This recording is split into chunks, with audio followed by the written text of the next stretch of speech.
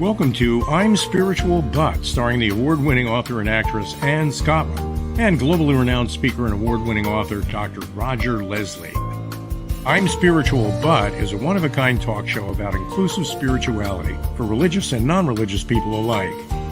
It's our vision to inspire everyone to discover their own unique spiritual experience. Email us at hello@imspiritualbut.com. We'd love to hear from you, or if you have a guest to recommend for the show. Thank you to USA Global TV, to our sponsors, and to all of you for spreading the word. And now, Anne Scottlin and Dr. Roger Leslie.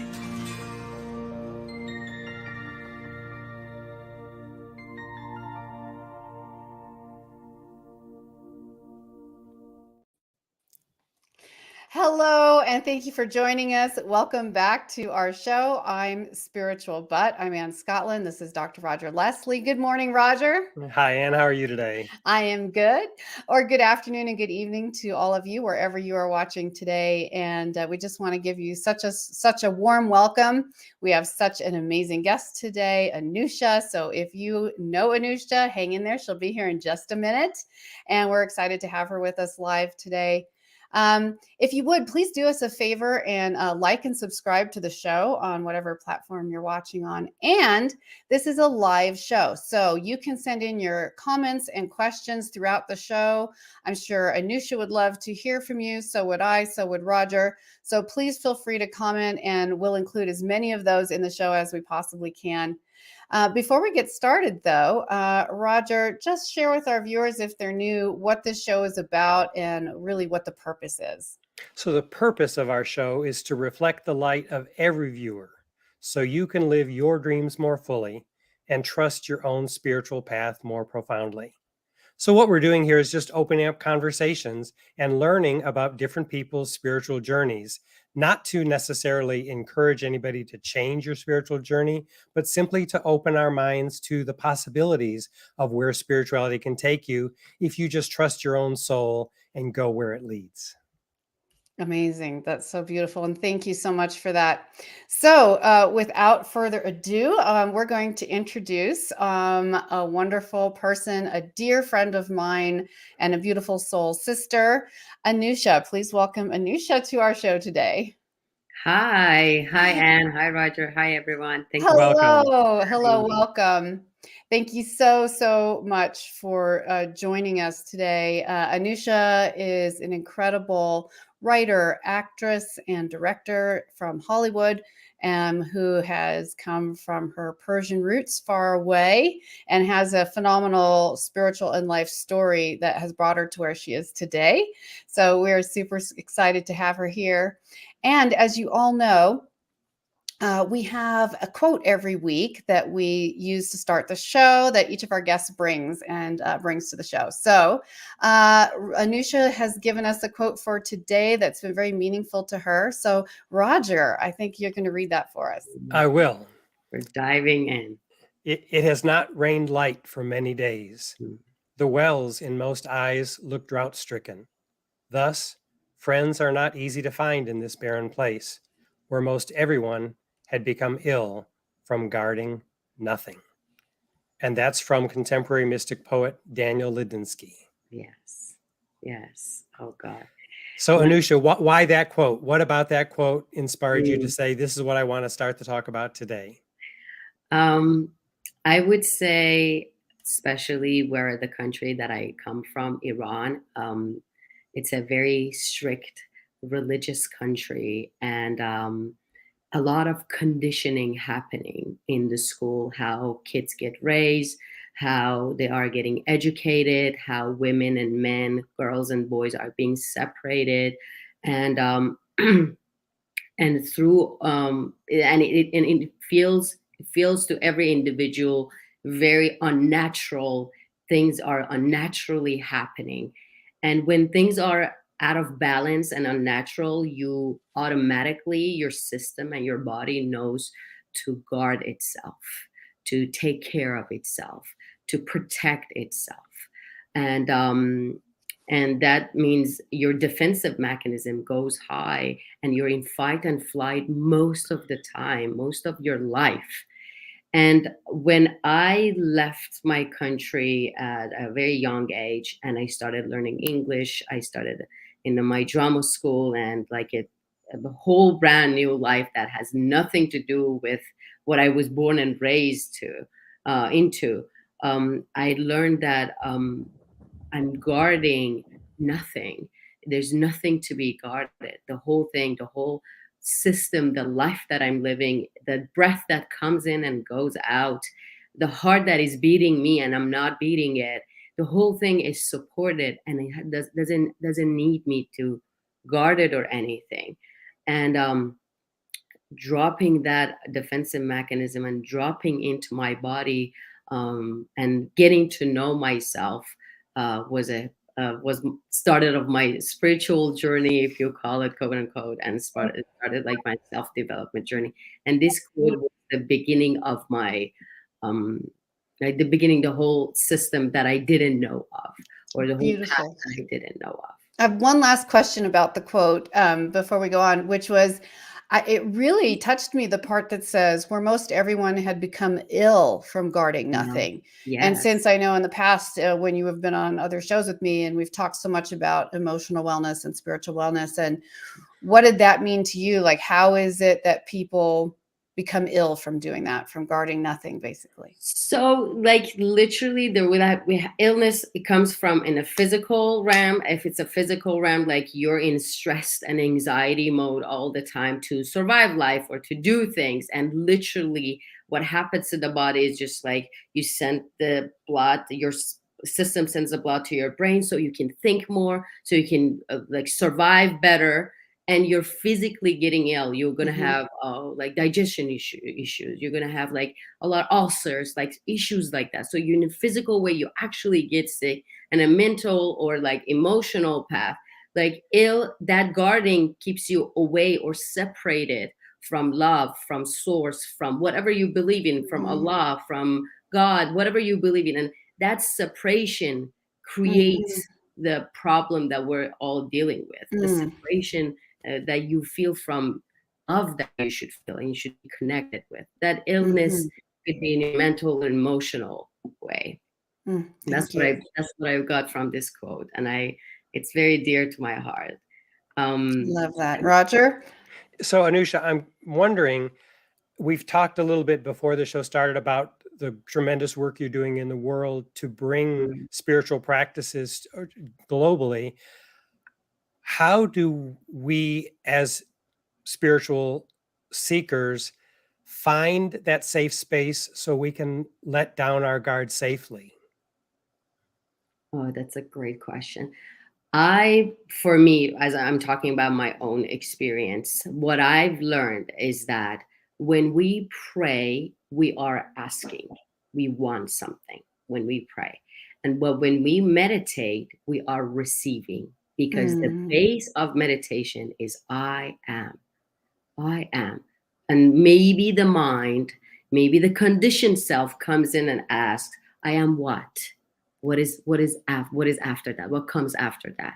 And the meditation teaches us that silence and stillness shows us this just I am. I am all it is. I am what it is that you're seeing with the eyes, or the eye from the heart. So meditation teaches us to sit in the receiving and be okay with who you are and surrender more and practice the art of allowing, because allowing is an art. And self-worth is how much you're open to receiving that self-worth. So when you sit in meditation and you practice mantras that help you, like I am, like I trust, as an infant trusts life in the womb. There are so many mantras that you can connect with and sit in silence and stillness and practice meditation, practice that I am more and more. This guarding thing that we all have calms down, and you understand that you connected to all it is. Whatever is beating you, this heart that is beating you is beating the person right in front of you. It's the same thing. It's the same thing. It's that oneness. You settle in that more. You sit in that more. You ground yourself in those emotions more. And that's how I started talking to like my followers and people who I like connect with on social media. Is just I tell them constantly every day that if you sit in I am, if you sit in that meditation, in that receiving moment for like 10 minutes, you understand the oneness more and more. And it's in your own way. It's your own way. I cannot even put it into words what it feels like. I would say that's one of the greatest paths to step into that. That's amazing. And what we were talking about backstage before the show was just how much, and we'll come to more of this later, how much of an impact Anusha has been able to make in her home country of Iran, and bringing some of these emotional and spiritual wellness tools and practices to her own people who have not really had exposure to a lot of this through her followers. She has a massive following, and also through an incredible best-selling book that was published before this all began, The Troubles in Iran this year. But before we go there, Anusha, will you just give us a little bit about your spiritual journey, your life story, in a sense of how it's affected you spiritually and kind of where you've moved from and to? Absolutely. When I'm trying to shorten it as much as possible because I traveled a lot as an Iranian woman.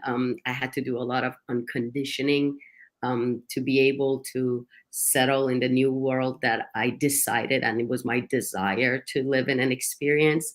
Tell us about that, about you Absolutely. wanting to leave and the difficulties associated with that.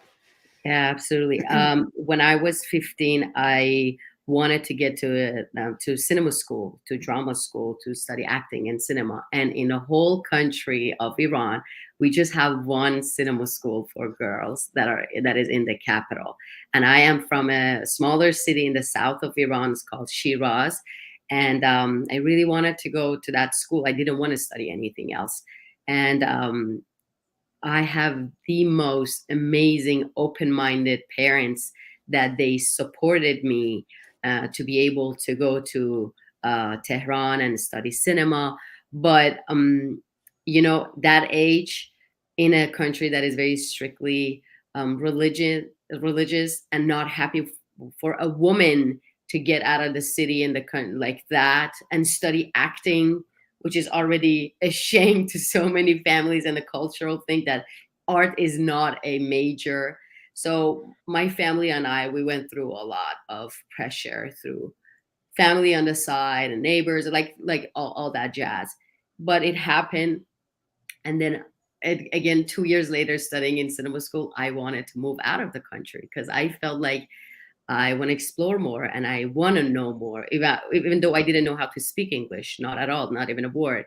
And again, my parents supported me. I got a scholarships and I left. But my journey started there because when I stepped into the new country, which was the UK, I moved to London first. Nothing was like what I knew. Like there was nothing that was similar to what And you're 16 at this point. 17. 17. Yeah, 17.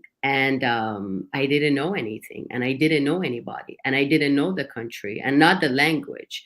And my dream and what I wanted was just way away from what I was standing. Like I couldn't even speak English to start acting, like all of that. And Wow. obviously emotions come on the surface, like can I do it? Can I not? Am I enough? Am I not? Should I go back to my country? But I know what's my essence, but I know what I'm capable of. What is the path? Like all those questions, all those things started. And I was under a lot of pressure because I was doing side jobs and the jobs that are very hard for me to do, like Amazon delivery, like babysitting, like things like this to survive life.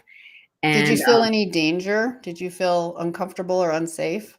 Very, because things happened to me. I was in the street of London in a very bad neighborhood, and I actually physically got attacked because I didn't know this city. I didn't know what's good and bad neighborhood. I couldn't even speak English to go ahead and ask people, can I be here? Should I be here? Like all those things that happens to immigrants, or being homeless and sleeping in your car, like things like this happen to me all the time. And the only way that my intelligence helped me was there is social media. I know everyone is sharing their beautiful life, beautiful pictures, selfies, their like trips and all of that. But I was from inside, I was exploding. I was like, I can't tell my parents about what is happening. Mm-mm. I can't even express myself to my friends because everyone gets worried. So I started this social media anonymous without my name first. And I would just share long captions and pictures of what I went through today, how hard life is. And I don't know how to survive it, or I don't know how to fix it. Things that people mostly don't really share, that side of life that we try to hide or try to show that we're strong and good enough and all that. I shared the other side. And people start resonating with it a lot and asking more questions. Roger, are you about to say something? I was just wondering what inspired you to do something so out of the ordinary. How did your soul know this would be a good thing for you to do? How did you come up with the idea or get the courage to start that because it was so different? I would say sometimes the bottom rock is a moment for you to look up and see how did you get here and where the light is at. And I was at bottom rock. I didn't have anything to lose anymore. I already lost my home because I couldn't go back home anymore of being an actor and acting without the hijab.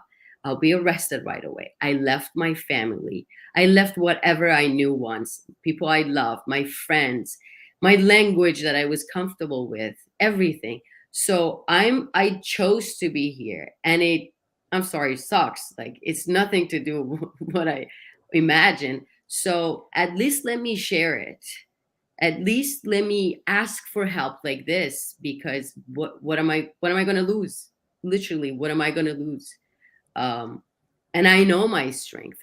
When I stepped out of the country, I knew my intuition, something that I was always good since I was little. In school, they would just things that was unnatural to me, and I would always argue back with the teacher because something in me would always say, not true. I could feel it. I could feel the how away that is from the source that I knew, the love that I knew.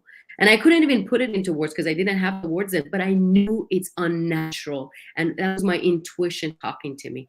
So whenever my intuition tells me something, I would go with it. It was a strong intuition. And when it told me to leave the country, you can do it, I listened to it, even though it didn't feel good when I was outside, but I continued doing it. And I was like, I have nothing to lose. My intuition told me to be here. Maybe I was called to be here, and I am going to trust that. I'm not going to question it. And then I start putting out like all these captions and things that are like people would not share, or like how I was attacked in the street, or how I don't have a job, or I slept in my car, or I don't know how to get in the acting industry. How am I going to do it? Like, who knows me? Who am I? Like I would share all of that, and people just poured in to my page and share their thoughts, their struggle, their questions of life. And we started a community like this together. That's amazing. And you talk about your intuition quite a bit in this journey of yours. How do you relate your intuition to part of your spiritual experience? Because I think a lot of people would say, how are they connected, and how? One of the things that helped me to understand my intuition is the gap, the timing that I put between it tells me something and I do it. If it's talking to me, it's like, let's put it in a very simple like example, like put it in go for a run. You need to run. You need to be under the sun right now. Like you need to feel the sunlight. Listen, feeling this, the emotion comes up, and doing it. For me, the gap between it maybe is 5 minutes. Getting up, putting my clothes on, head out. The gap, as small as it is, you listen to it more and it gets stronger. It gets more, you get more intuitive with the intuition. Like you understand it more. It's the gap. But when you put it like a huge timing between something comes in and you're like, questioning it, doubting it, not sure, for later, I'll do it tomorrow, you get it, you lose it, not lose it, like it gets You just put it unclear. aside. Yeah. Yeah, you're kind of It's tuning not, it out, and eventually it becomes a habit. yeah, like it becomes something that, oh, my intuition's telling me to do this, or this person is something that I need to be careful. Like if you tell me, I tune in instead of just like passing by it. And the timing I think is the key for me of listening and putting less time, and how fast I can listen to it, how deep I can go in it, how much I can listen to it. So that has helped me a lot with my spiritual journey. I like, one thing that I would say, I was sitting in this yoga class. I quit my Amazon delivery job, which was a very hard job for me as a woman. And I was doing night shift from 5 to 11. It's very hard to deliver 40, 50 packages in your own car, getting out and in of your car 80 to 100 times to just make some money so you can have your day. I needed my day so I would be able to act, to go to classes, to audition, like the life that I desired, and I stepped out of the country for to have that. And I quit that job without knowing what I'm gonna do, without knowing how. Like I didn't have a passive income or anything, and I was sitting at this yoga class, and the teacher was guiding us through a meditation before our yoga, like our class starts. And I was listening to this, and bless her, she was an amazing person. What she was saying was so good, like so good that I wanted to listen, but her voice was not matching to what she was saying. And I was like, why can't I tune in? Like this is amazing what she's saying, but I can't, like something, as I was like just struggling, like trying to settle myself to sit in it, it came to me. It was like, but in Farsi, especially when I talk in Farsi, I have a deeper voice, and I've heard that it's soothing for a lot of people. I've heard that people like my voice, and I've been on this path for years, and I've been to so many retreats, so many meditation classes, a silent retreat, vipassana, like so many different workshops. Why I'm not going to release a meditation package in Farsi since we don't have any? And my intuition was just talking to me. 2 weeks after that, I released my first meditation package. I'm talking about the gap. And we have 100,000 subscribers around the world with my, now I have so many more. This was like years ago.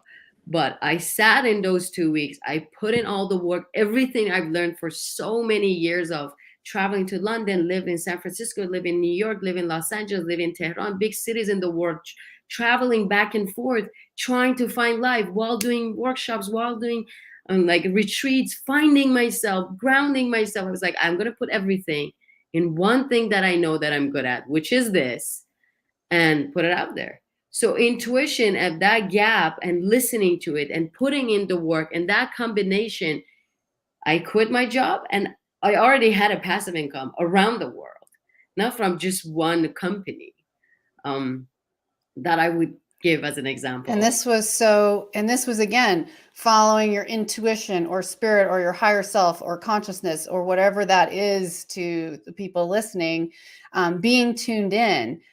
Quitting your only source of income, and then for 2 weeks just plowing through, creating something you knew that others needed in their spiritual and emotional lives, and then the universe stepping in to make that happen and really impact people. I was wondering, it's the dance.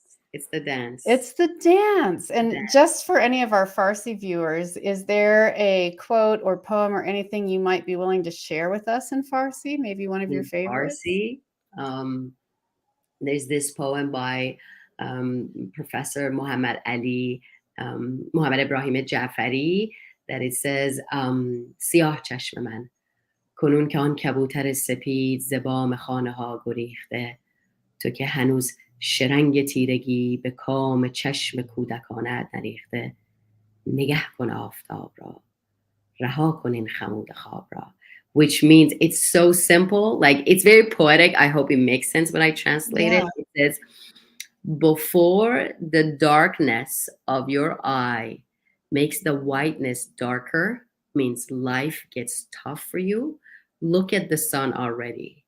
Always look into the light. Don't allow this darkness become the whole eye.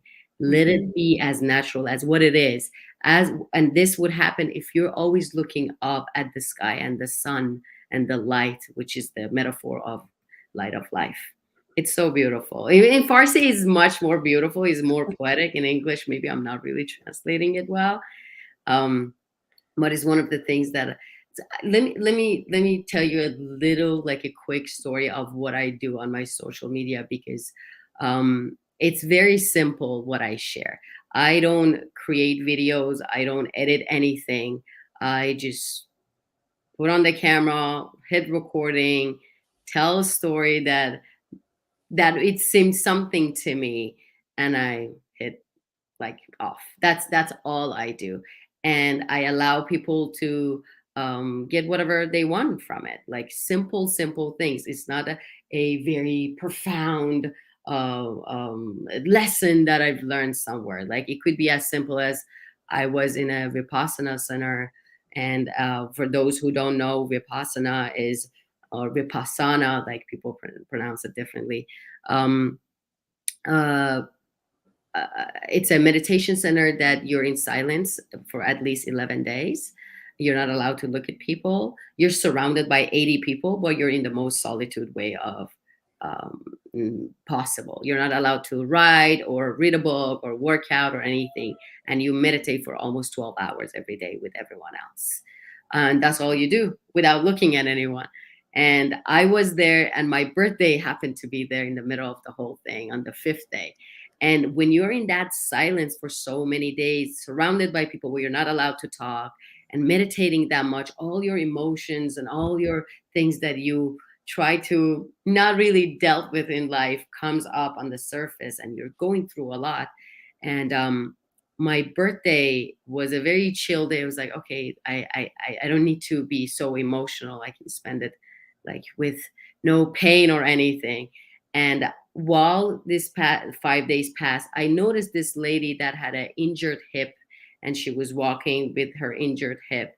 And when we had dinner is just fruit and tea, and you stand in this long line to get to one cutting board and 2 knives that everyone just get one cutting board. So, and let me put it this way, everything is so fantastic. You don't mind standing in this line. Everything has slowed down, like drastically. You're looking at everyone's dress. You're looking at every detail of how people are breathing, how bodies are moving. And this lady that I just told you about, her hip was behind me. And for some reason, I had this intuition to slide my cutting board, because I didn't need it, in front of her, so she can just cut her fruit, fasten her process up, so she doesn't need to stand for that long, so she can go sit in it. And accidentally, she, under her breath, she said, "Thank you."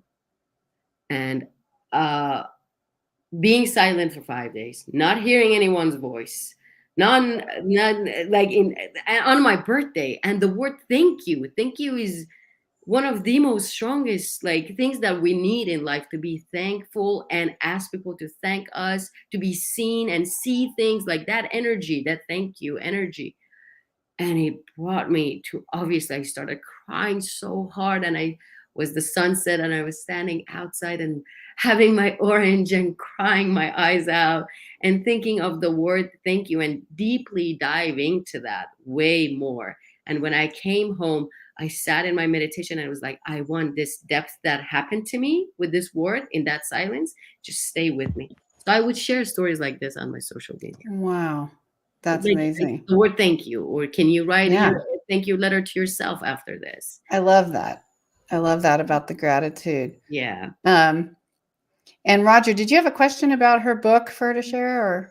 I did want to ask you about mention something about your story earlier, because when you shared how you got the inspiration to do meditations in Farsi, Mhm. it just made so clear to me that we all have a particular and unique talent or skill or purpose. Yeah. And you were wise enough to just listen to that voice of inspiration, that intuition, and act on it. A tenet that I teach my followers is take inspiration to action. Yes. Inspiration to action. It's all one movement, inspiration to action. There should be no gap. But that illustration just so beautifully conveys for all of us, me especially, and the viewers, how powerful it is to realize we're all here for a reason. We all have a unique skill or talent that is only ours to give. And you've done that, and you're doing that.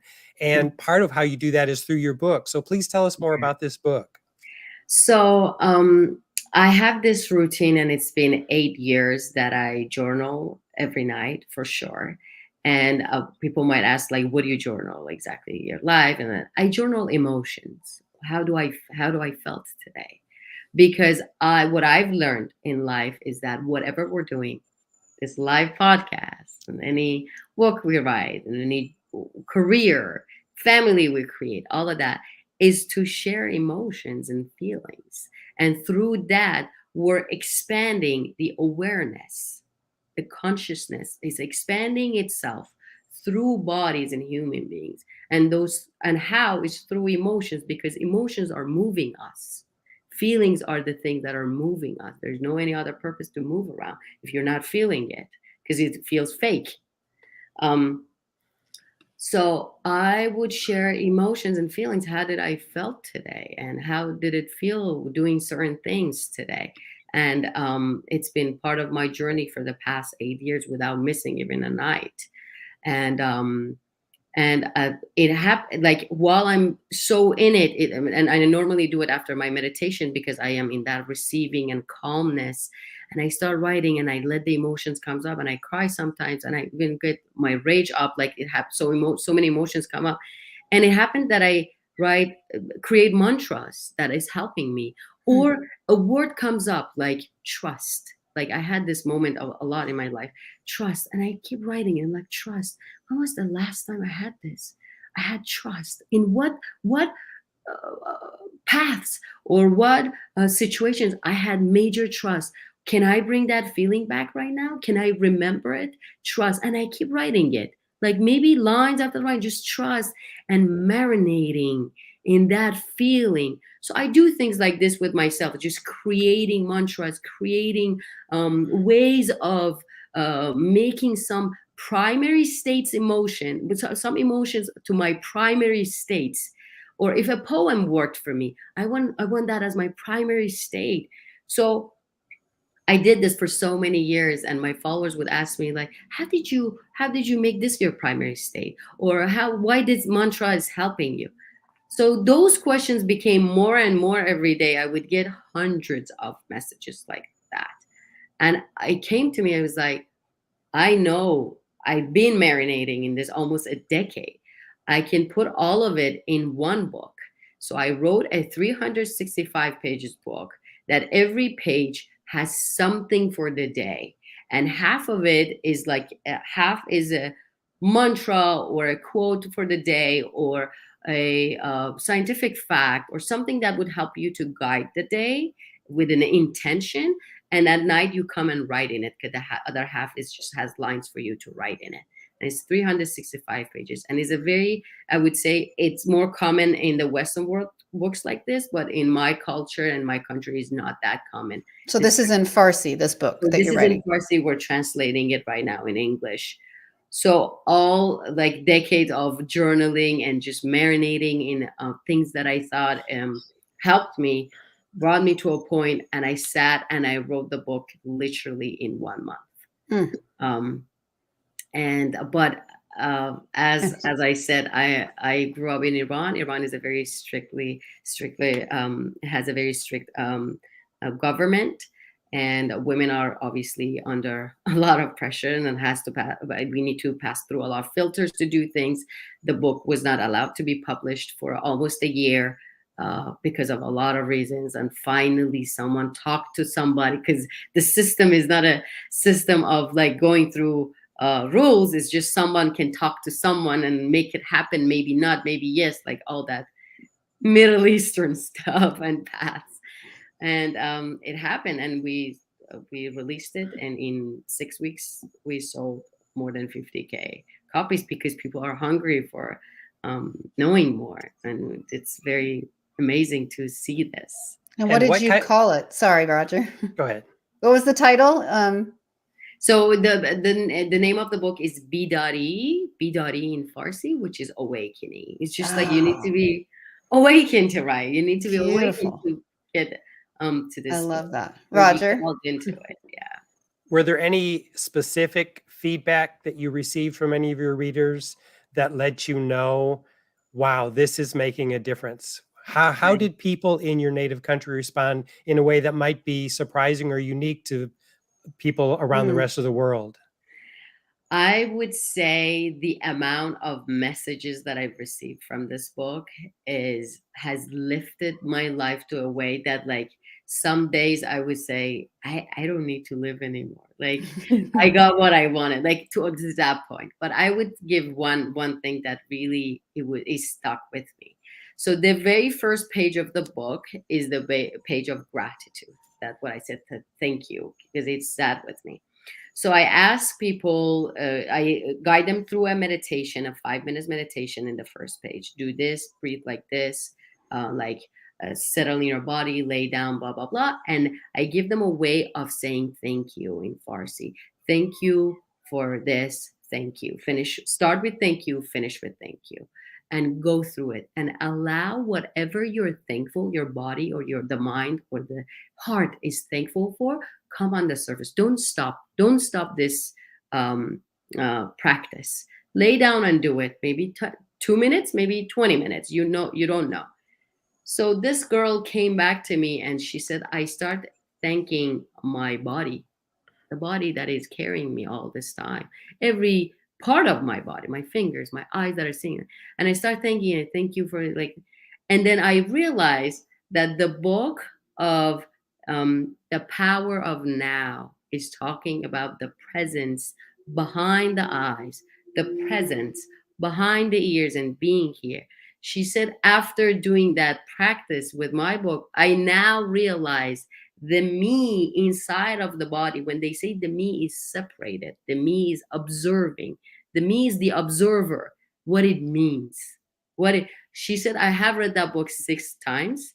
I kind of understood it, but now with 10 minutes practice, I got, oh, I am separate. I am the observer. I understand now what it's saying. Or even people who are doing the very first page came back to me. They said, we never thanked ourselves. We never say thank you to ourselves, to the world, to our parents, because it's very cultural, especially that thank your parents all the time.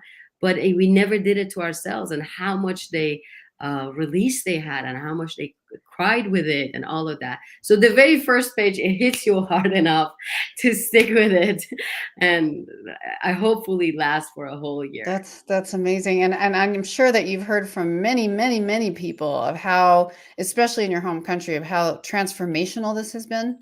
Yeah, for sure. I mean, one of the things that I did with the book that was very helpful and profound, I would say, is that I created 3 posts on social media, because we're a community on my page. And what I said on that post is that if wherever you are around the world, it doesn't matter, you're just in Iran, because people from Afghanistan speak Farsi. There are so many countries that they speak Farsi and they can read the book. It's not just Iranians. But what I said is that anywhere around the world that you're at, comment on this post, say that what kind of partner, like business partner, a friend you're looking for to do what with. You want to meditate with, you want to go on a hike. And I would say, if you don't have any ideas how to do it, start the B.E book, my book, together with someone else, because it's just a daily journal you can. And I posted 3, I had 3 different, one for Iran, for outside, one like all that. Each post had 22K and more comments that people are looking for each other. And through my page, because we all kind of get my page, get the idea of what I'm talking about, so their mindset could be very close to each other. Mothers in small cities found each other, with kids that kids can play with each other and the mothers can bond through meditation and things like that. Different countries, small cities and countries that people are like immigrants and are alone, students, like, and it became a much bigger community, and people would do my book together. They get together every weekend, do B-Dotty Awakening together, like, and they would send me pictures. They throw birthday parties for each other, and they give this book to each other. Like, the amount of abundance came from this was amazing. That's so Not just, I'm beautiful. not just talking about it, like, for people that they came, the community got stronger with this. Incredible and so inspiring, Anusha, because this is just such an example of what from this side of the world, we're trying to create, which is a global conversation, a spiritually inclusive conversation of just human to human, and not focusing only on all our differences, but like, how can we support and be there for each other? It's such a part of that spiritual experience. It's such a part of belonging. And we don't have to just sit home and always feel sorry for ourselves. Just reach out, learn to ask, find the tools that can bring us together. It's just so incredibly, incredibly beautiful. I'm so inspired for all of that you've shared. We only have a couple minutes left, but I just wanted to ask, and I think instead of rereading the quote, we'll just ask you another question. So what would you share as the number one thing that someone who's struggling, who feels like they're in a place where they're not connecting to their spirituality and they're feeling spiritually isolated, what is something they can do or practice or think about that might bring them comfort and encouragement? Okay. One thing that I've learned is that love and pain is the same in everyone. Doesn't matter what language, where you're at, what you're about, what you're doing. Pain is pain. Doesn't matter you're rich or poor or whatever. Like, when you're going through pain is pain, and love it the same with love. And one thing that really helps me, maybe it's hard for people to connect with, is that the self-love. When I am disconnected, I would not say disconnected. When I feel separation or distance from the source that I know, the love that I know, the creation that I am, the consciousness is within me. When I feel that separation, I know I'm lacking self-love. And sometimes this thing in front of us, what I've learned, this thing in front of us is just a mirror for us to reflect back in our own life. And sometimes we forget that mirror and we want something from outside world to give us that comfort, or to love us, or to approve us, give us that self-worth. And it's not coming from outside world. And we can try and try and try in so many different ways, go to different relationships, ask for people, do drugs. Like, we can do so many things from outside in, but it's always inside out. And sitting with ourselves and understanding self-love is one of the hardest paths, but at the same time is the path to connect and make that gap closer, the separation gap closer. Amazing. And there's this quote that I always remind myself is, the whole thing is a love contest, and I never lose. Oh, I love that. It's Beautiful. right. Just beautiful. Yeah, Wow. it's a love contest. And I always think, when I'm in a situation that it's challenging, struggling, feeling that separation, I'm like, Anusha, it's a love contest. Can you be more of a lover? Can you dive in deeper in that love? What does it mean to you? I ask question, what does it mean to you? Why am I feeling like this? And how can I change it? Because we normally want outside world to change it, fix it, or help us. But we are the source. We are the creator. We are part of that abundance, and we have the power. It's not just words. We are creators. That's amazing. I hope that you will join us again. I would love to have you back just to talk about how we can learn to love ourselves, because that's something that you talk about so much. And it's something that I think most people struggle deeply with. Yeah. And it's so hard, but what you just shared is so incredibly beautiful. We have about 10 seconds left. Roger, did you have any final comments or? I just want to thank you for the beautiful gift that you're bringing to all of us. Thank you so much. Thank you so much for having me. And we have one comment. I'm going to read it. It's from Melissa Morgan. Thank you, Melissa. She says, I've been working on my self-love journey, and I love the thought of saying thank you to myself. Thank you for your words and thoughts today. So inspiring and healing. It's exactly what I needed to hear. I received personal revelation today, and now I know I need to act quickly on it.